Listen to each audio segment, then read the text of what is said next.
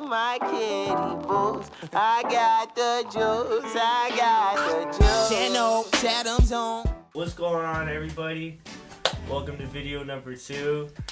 Today I'm going to be going over 5 things I wish I knew before Navy Bootcamp. I'm going to be telling you guys some stories, giving you guys some tips and tricks to make bootcamp easier for you. Enjoy the video. I just should have stayed funny though.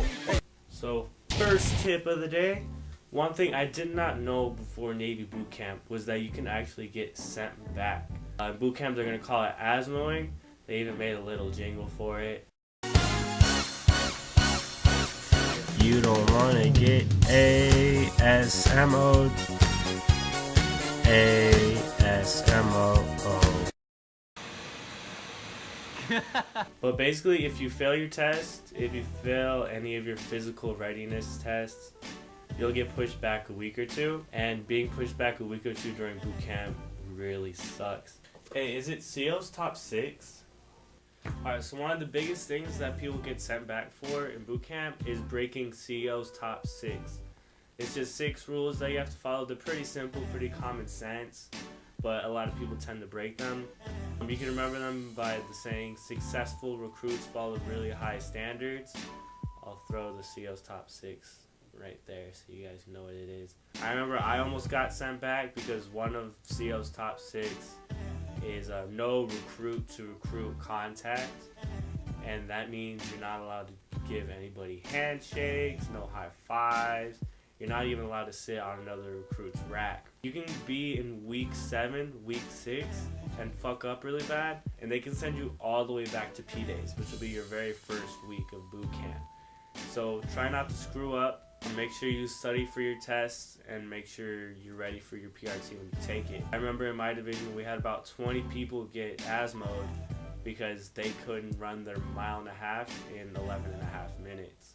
Tip number 2. If you want, do some research before you go into Navy Bootcamp about folding techniques. A lot of bootcamp is folding. After you get folding down, you're already halfway through Navy Bootcamp. Every piece of clothing, from your skivvies to your socks, have a specific way it needs to be folded. It needs to have specific creases in specific places. All attention to detail, and it helps you out in the fleet when you get there. I had a tough time folding. I've never been one of those guys to fold my clothes, so I'll just kind of throw it on the top of my closet. But folding really makes sense when you're in the fleet because you don't have that much space when you're on a ship. Space is really limited, so the tighter you can fold your clothes, the more room you have, the more clothes you can bring, the more supplies you can have. I personally got yelled at because I could not fold my towel for the life of me. My RDC, who's the person who's in charge of you, told me that she was going to kick my ass, and all throughout boot camp I thought she was going to punch me in the face. You're going to have a lot of inspections during boot camp. A lot of them will be on your folding, and a lot of it will be on how your rack is made. Knowing how to make your rack is probably one of the most important things about boot camp. It's pretty simple. After you get it down, it's really easy. But if you want to know it before you go to boot camp, you already have that foot in the door, you already be prepared. It'll make boot camp 10 times easier for you guys. So tip number 3, make sure you're in shape before going into boot camp. My recruiter told me that boot camp is going to get me in shape. I'm going to leave boot camp in the best shape of my life, and boy, he was incorrect. There's actually not that much physical training in boot camp. It's different for every division.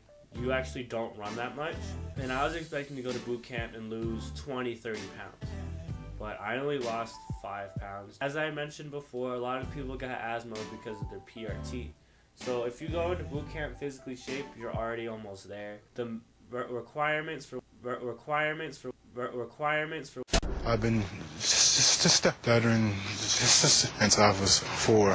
When I was there, were 11.5 minute, 1.5 mile runs, 36 push-ups, and 56 sit-ups. If you can do that already, that's great. But one of the biggest exercises that you're going to be doing in boot camp are 10 counts. Whenever you're getting punished for something that you did, if you don't know how to fold, and they're yelling at you, they're going to make you do 10 counts. They're going to make you do jumping jacks.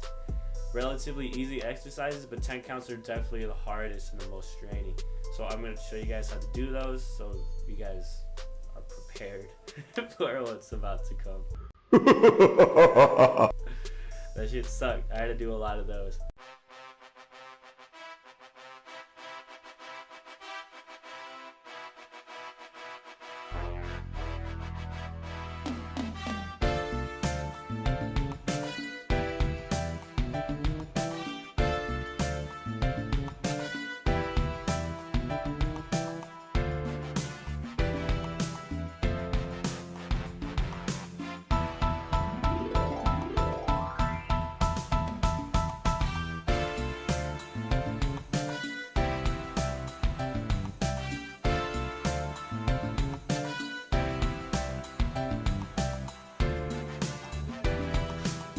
Tip number 4, being leadership in boot camp is definitely one of the best things you could do. You will get yelled at more than anybody else. You'll do more exercises than anybody else. But if you go to boot camp already prepared for that stuff, you should be fine.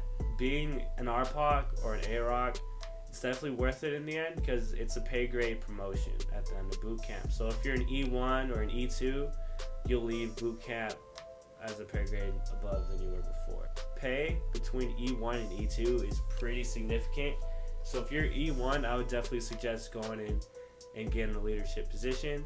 And if you're AROC, all you really have to do is sing cadence.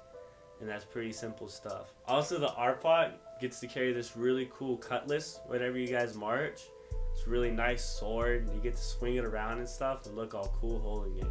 So if you want to get an extra pay grade promotion, if you want to look cool, carry around a cutlass when you march, go for RPOC. It's not that hard to gain leadership. Usually in the beginning of boot camp, your RDCs will be like, yo, alright, do any of you guys have the balls to be leadership? Just be like, I volunteer! I volunteer! I volunteer as tribute. Tip number 5, make sure you look at that, Chaco. Make sure you guys study your depth book and all that stuff they tell you to study before you go to boot camp. As I mentioned before, a lot of people fail their tests and have to get ASMO'd, but if you study your depth book, you'll already be pretty much locked in. A lot of the things that they test you on are in that depth book. One of the tests I remember are just primarily based off of ships and aircraft, and those are already in the depth book. So if you guys already know the distinction between the ships and the aircraft, you guys are already going to pass that test. Also, you take a test in the beginning of boot camp. It's called the depth test. If you pass that test, that's a pay grade promotion. So boom, more money already. Look at you, you already hit E3. And also, rank and recognition is huge in boot camp. If you call a chief a petty officer, or if you call a senior chief a chief, or anything they're not, you're gonna get beat. Make sure you study your rank and recognition in your depth book. After a while, you'll get the hang of it and you'll be able to tell 3 chevrons is a first class petty officer. Also, your 11 general orders a sentry. You should already know that. But so you're going to be standing a lot of watch during boot camp. You'll have to wake up in the middle of the night and just stand at attention and watch the door for around 2 to 4 hours.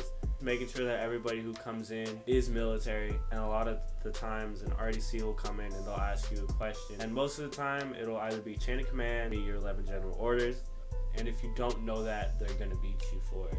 They'll make you do some push-ups, those 10 counts that we were talking about earlier, all that ITE. So if you study your depth book before you go, you're going to get beat a whole lot less. You'll be a lot more prepared. Alright, so that's going to be about it for today. I hope this helped you in some sort of way. If it did, let me know. If you guys have any other tips and tricks for people going into boot camp, put them in the comments below. And if you guys have any questions for me, just let me know. I'll be sure to check my comments and reply to you. Make sure you guys follow me on my social medias, and you guys have a good day. Stay safe, and God bless.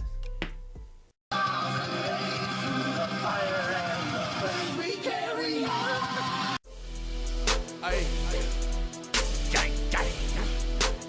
Those are on those